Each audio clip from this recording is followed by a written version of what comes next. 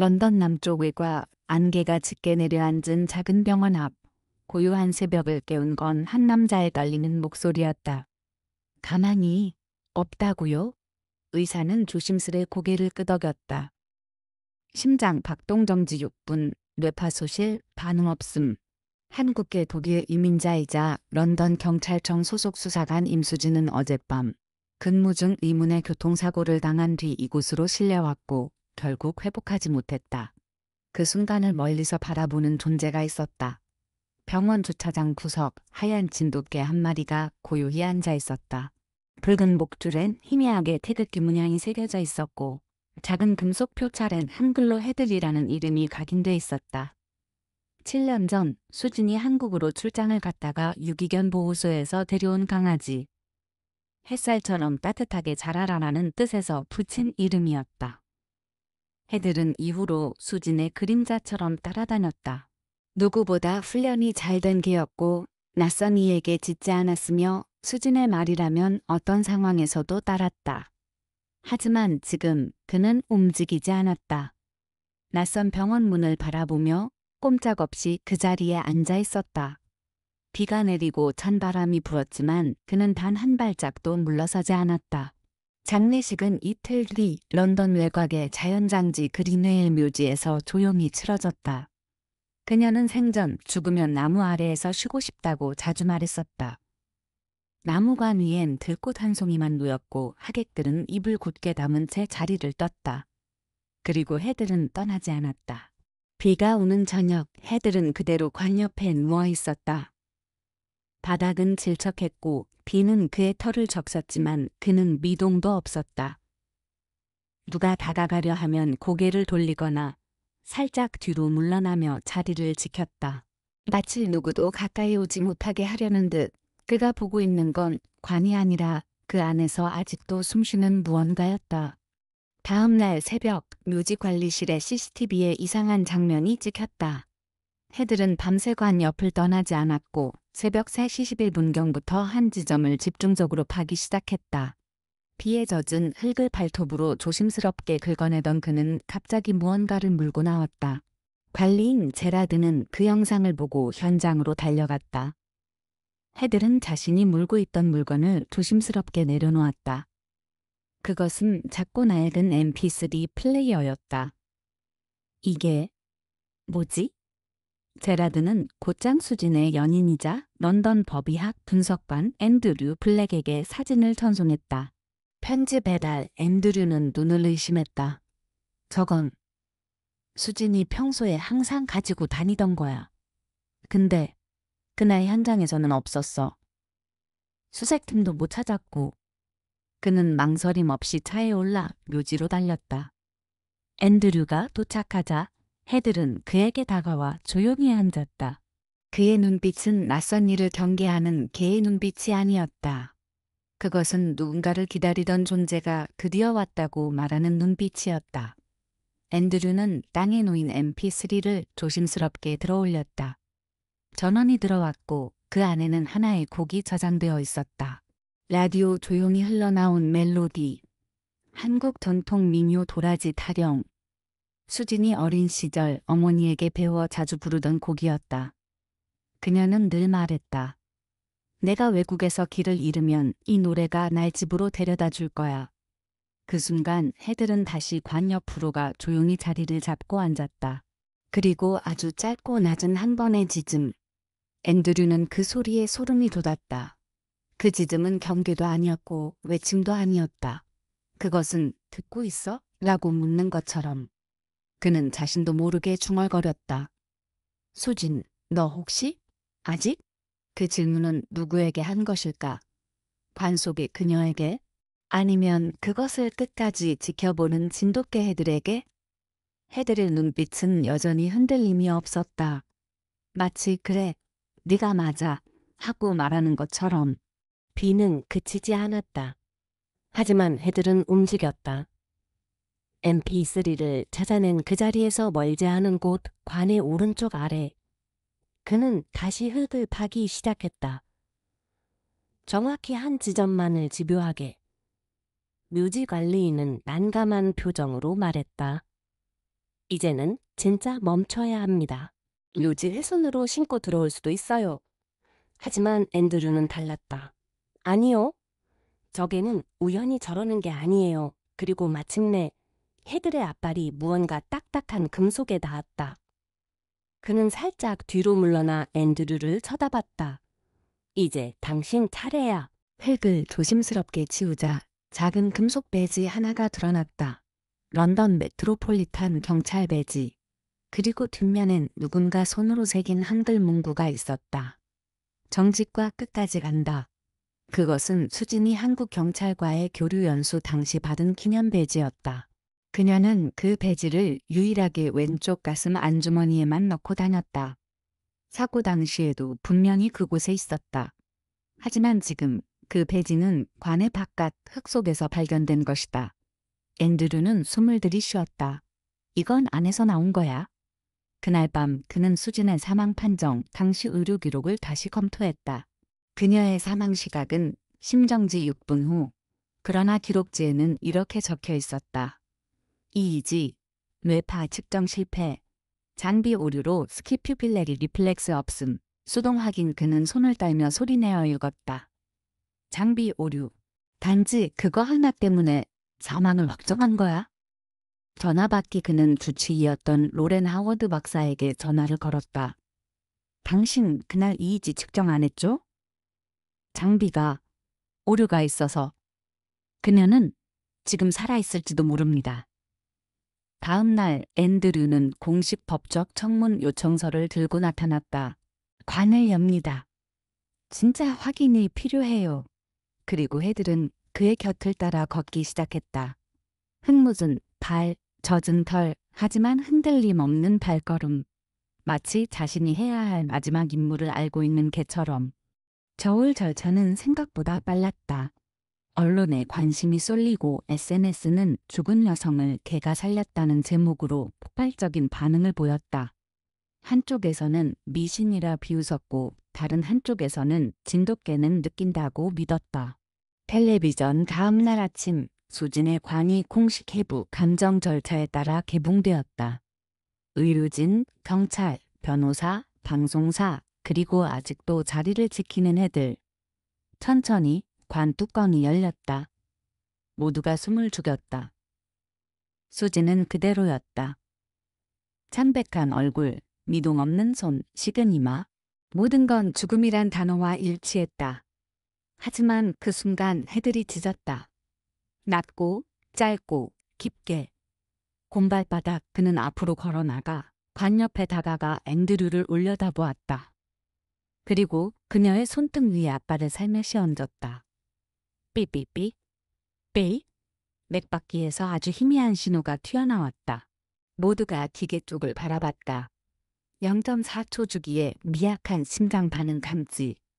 그녀는 캐털레프시 생체 경직 상태에 있을 수 있어. 의료진은 즉시 응급조치를 시작했다. 눈꺼풀을 열고 동공 반사를 확인하고 체온을 재고 정맥에 주사 바늘을 꽂았다. 그리고 그녀의 손가락이 미세하게 움찔했다.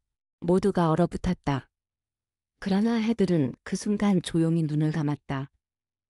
마치 이제 자신의 역할은 끝났다는 듯이. 핀 몇 시간 후 집중 치료실.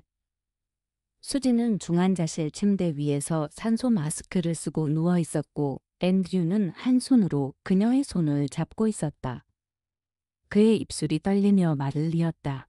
너 다시 돌아온 거야. 해들은 조용히 창가에 앉아 병실 한가운데를 바라보고 있었다. 햇살이 그의 털에 부드럽게 내려앉았고 그는 여전히 단 한마디도 하지 않았다. 하지만 모두가 느낄 수 있었다. 그는 알고 있었다. 그녀가 살아있다는 것을. 세상이 알기 전에 그는 이미 그 진실 속에 있었다. 침대. 수진이 처음으로 눈을 떴을 때 병실 안은 고요했다. 창가에는 햇빛이 부드럽게 들어왔고 그 아래에는 익숙한 존재, 해들이 조용히 그녀를 바라보고 있었다. 그의 꼬리는 흔들리지 않았다. 대신 그의 눈빛엔 기다림의 끝에서 오는 안도감이 담겨 있었다. 해들아. 수진의 목소리는 거칠고 얇았지만 분명했다. 헤들은 아주 조심스럽게 그녀의 침대 옆으로 다가가 그녀의 손에 자신의 머리를 살며시 뉘었다. 병원 그날 오후 앤드류가 병실로 들어왔다. 그는 아무 말 없이 수진의 손을 잡았고 오래 참았던 감정이 한순간에 터져 나왔다. 너 진짜 돌아온 거구나. 수진은 천천히 눈을 감았다. 그리고 사고 당일의 마지막 기억이 선명하게 떠올랐다. 편지 배달 익명의 메시지. 그녀는 그날 야간 근무도 없었고 외출 계획도 없었다. 하지만 갑작스럽게 휴대폰으로 메시지가 도착했다. 병원 뒤편에서 누군가가 약을 거래한다. 경찰만 이걸 확인할 수 있어. 수지는 동료도 없이 홀로 현장에 향했고 그곳에는 어둠과 헤드라이트만이 있었다. 마지막 기억은 누군가의 손이 그녀의 등을 강하게 밀친 감각이었다. 자동차 다음 장면은 차량의 전조등 그리고 공중으로 날아오른 자신의 몸. 반쯤 내려간 모래시계 그 기억을 마주한 그녀는 손에 힘을 줬다. 이건 단순 사고가 아니야. 앤드류는 고개를 끄덕이며 조심스럽게 말했다. 우린 그날 내 핸드폰을 못 찾았어. 사고 현장 근처도 너의 가방 안에도 그 순간 병실 문이 노크도 없이 열렸다. 한 간호사가 들어오며 상자를 건넸다. 이게 당신 앞으로 도착한 소포예요. 보낸 사람 이름은 없어요. 소포 상자 안에는 수진의 경찰 수첩이 들어있었다. 그리고 마지막 페이지에 쓰인 정체불명의 글귀 하나. 진실은 살아있다. 그리고 어떤 개는 절대 잊지 않는다. 헤들은 조용히 고개를 들어 그녀를 바라봤다. 그의 눈빛은 마치 질문을 건네는 듯했다. 이제 계속할 준비가 되었나요? 손 모으고 합장이 진돗개의 이야기가 당신 마음에 작은 울림을 남겼다면 그 따뜻함을 함께 이어가 주세요. 폴더 열기 수진이 회복되자 앤드류는 바로 사건 재조사에 착수했다. 사고 당시 수진의 핸드폰은 여전히 실종 상태였고 경찰 내부 보고서에는 미확인 차량 접촉 사고로 마무리되어 있었다. 하지만 이제 단순 사고가 아닐 가능성이 훨씬 높아졌다. 그날 밤 수진은 헤들과 함께 병원 정원을 산책했다. 바닥을 조심스레 밟던 헤들은 갑자기 멈춰섰다. 그리고 왼쪽 병동 창문 쪽을 유심히 바라보며 으르렁거렸다. 왜 그래, 헤들아? 그는 도약하듯 앞으로 뛰었고 작은 담장 근처에서 땅을 파기 시작했다. 앤드류와 수진이 다가갔을 때 헤들은 이미 흙 속에서 무언가를 입에 물고 나왔다. 그것은 파손된 휴대폰의 반쪽. 핸드폰 수진은 숨을 삼켰다. 이건 내 거야. 케이스도 똑같고 앤드류는 바로 기술 분석팀에 휴대폰 복원을 요청했다. 며칠 뒤 데이터 일부가 복원되었고 가장 마지막에 도착한 메시지가 화면에 떴다. 보낸 사람 윤카님 너무 깊이 파고들지 마라. 넌 모르는 게 낫다. 그리고 그 아래 녹음 파일 하나. 스피커 파일을 재생하자 들려온 것은 남자의 거친 목소리. 그녀는 아직 살아있는 건 아니겠지? 그 병원에선 누구도 입을 열면 안 돼. 전등 수진과 앤드류는 해당 목소리의 음성 분석을 경찰 내부 시스템에 돌렸다. 결과는 곧 도착했다. 로렌 하워드. 수진의 사고 당시 주치에 기계가 고장나 있었다는 이유로 사망 판정을 가장 먼저 내렸던 인물. 하강 그래프, 그의 이력은 완벽했다. 하지만 최근 환자 약물 도난 사건과 병원 기밀 유출로 감사를 받았던 기록이 확인되었다. 그는 실수한 게 아니라 알고 있었어. 수진의 목소리는 단호해졌다. 그는 내가 살아있다는 걸 알면서도 묻으려 했어. 흐릿한 게 그날 밤 헤들은 다시 창가에 앉았다. 그는 이제 경계의 눈빛이 아니었다. 대신 어딘가 임무를 다한 듯한 평온함이 감돌았다. 네가 없었다면 아무도 진실을 알지 못했을 거야. 수지는 그의 목줄을 살며시 잡았다. 그 작은 금속 표찰에는 여전히 흐릿하게 새겨진 글자가 남아있었다. 어디든 함께 가. 그림자처럼. 끝까지. 강아지 한국 진돗개는 한 번 맺은 인연을 저버리지 않는다. 그 끈질긴 정정이 결국 생명을 살리고 진실을 밝혀냈다. 저울 수진과 앤드류는 모든 증거를 정리해 경찰 내 특수수사부에 제출했다. 녹음 파일, 파손된 휴대폰, 사라진 mp3, 관 밖에서 발견된 경찰 배지, 그리고 무엇보다 해들이 남긴 행적들. 메가폰 사건은 곧 전 세계 언론에 다시 실렸다. 진도덕 uncovers murder cover-up in London. 진돗개가 밝혀낸 사망 위장. 세계를 울리다 로렌 하워드는 직위 해제되었고 병원 내부에서도 관련자 3명이 추가로 조사를 받았다. 수진이 무의식 중에 목격한 불법 진통제 유통 정황은 결국 조직적인 은폐의 일부로 드러났다. 공원, 가을의 끝자락, 숲은 황금빛으로 물들었다. 수진은 해들과 함께 런던 외곽의 들판을 걸었다. 그녀의 몸은 아직 완전히 회복되지 않았지만 마음은 차분하고 명확했다. 넌 정말 내 생명을 구했어. 근데 나보다 더 큰 걸 지켰던 것 같아. 해들은 고개를 살짝 들어 그녀를 바라봤다. 그 눈빛 속에는 여전히 설명할 수 없는 고요한 확신이 있었다. 소포 그날 밤, 수지는 오랜만에 블로그에 글을 남겼다. 한 마리 진돗개가 있었다. 그는 말할 수 없지만 누구보다 많은 것을 느꼈고 누구보다 정확하게 움직였다. 그리고 그가 지켜낸 건 단지 한 생명이 아니었다. 한 진실이었다. 그 글은 수천 개의 공유를 낳았고 수많은 한국인들의 댓글로 가득 찼다. 진돗개의 정말 눈물 납니다. 한국에서 온 개가 세상을 바꾸었네요. 이런 이야기가 바로 우리가 놓치고 있던 진짜 이야기예요. 핀 몇 주 후, 수지는 해들과 함께 한국 대사관 후원하에 열린 한영우정기념식 초청되었다. 그 자리에서 해들은 명예구조견 훈장을 수여받았다. 카메라 플래시가 번쩍이는 순간에도 해들은 수진의 발치에 조용히 앉아 있었다. 그가 받은 메달 위에는 이렇게 적혀 있었다. 진실을 지킨 그림자 해들. 일출 어느 날 아침, 해들은 천천히 일어나 문 앞에 섰다. 수지는 그의 눈빛이 평소와 다르다는 걸 느꼈다. 그는 문 앞에서 한참을 바라보다 그녀를 올려다보았다. 마치 이제 가야 할 곳이 있다고 말하는 듯이. 그날 이후 해들은 돌아오지 않았다. 수지는 그의 밥그릇을 치우지 않았다. 대신 매일 같은 시간 문을 살짝 열어두었다.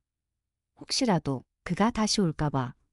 앞쪽 만약 이 진돗개의 이야기가 당신 마음에 작은 울림을 남겼다면 구독과 좋아요로 함께 해주세요. 수진의 책상 위 액자 하나가 놓여 있다. 그 안엔 낡은 사진이 담겨 있다. 비 내리던 묘지에서 하얀 진돗개가 조용히 관 옆에 누워있는 장면. 그 사진은 이제 경찰청 복도에도 동물구조단체 홈페이지에도 걸려 있다. 누구든 그 앞에 서면 발걸음을 멈추게 되는 설명할 수 없는 어떤 울림을 가진 한 장면. 긴 그 후로도 런던 남부의 숲 주변에서 가끔 하얀 털을 가진 개의 흔적이 발견되었다는 제보가 들어왔다. 누군가는 밤중에 멀리서 짧은 짖음을 들었다고 말했고 누군가는 낙엽 위에 찍힌 깔끔한 발자국을 발견했다고 했다. 수지는 그런 이야기들을 다 듣고도 그저 미소 지으며 말했다. 해들이었을지도 모르죠. 하지만 설령 아니더라도 전 매일 아침 그 아이를 떠올려요. 낙엽 계절이 지나고 사건도 뉴스에서 사라졌지만 수진의 마음속에는 여전히 남은 문장이 있다. 어떤 개는 우리가 잊어버린 걸 대신 기억해준다. 그녀는 오늘도 문을 살짝 열어두고 출근한다. 그 문 앞에선 햇살이 들고 바람이 스친다. 그리고 가끔 마치 익숙한 숨결이 지나가는 듯한 느낌이 들곤 한다. 진돗개 해들. 그는 떠났지만 모든 걸 남기고 갔다.